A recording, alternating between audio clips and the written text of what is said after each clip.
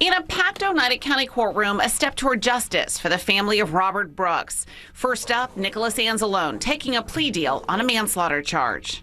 Is that what you want to do here today? Yes, Your Honor. Admitting his role in the brutal beating of Brooks at Marcy Correctional last December. Mr. Anzalone, how then do you plead to that second count, manslaughter in the first degree, guilty or not guilty? Guilty, Your Honor. He'll spend the next 22 years in state prison. Next up, Anthony Farina.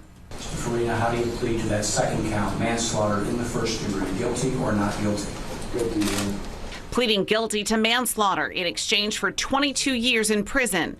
Michael Mashaw also taking the deal. He was the ranking corrections officer in the infirmary who admits he didn't stop the beating or help Robert Brooks. Having a duty to intervene, you did not order the beatings to cease and delayed ordering timely medical assistance for the deceased, Robert Brooks, until it was too late to save him.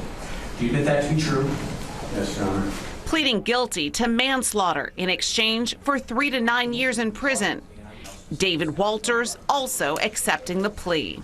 Mr. Walters, how then do you plead to that sixth count, manslaughter in the second degree, guilty or not guilty? Guilty.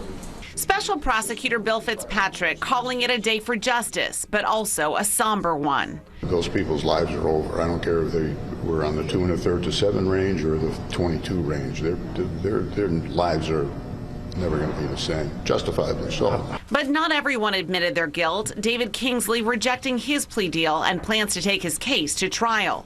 Does he wish to proceed today? He wishes to reject the offer.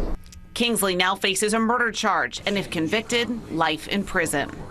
Understanding your exposure, you will not see an offer this favorable again as we go forward. Michael Fisher also rejecting the deal.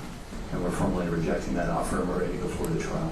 He would have faced 2 1/3 to 7 years in prison, but now faces 5 to 15 years if convicted. That was followed by another plea rejection from Nicholas Kiefer, who now faces a murder charge and life in prison if convicted.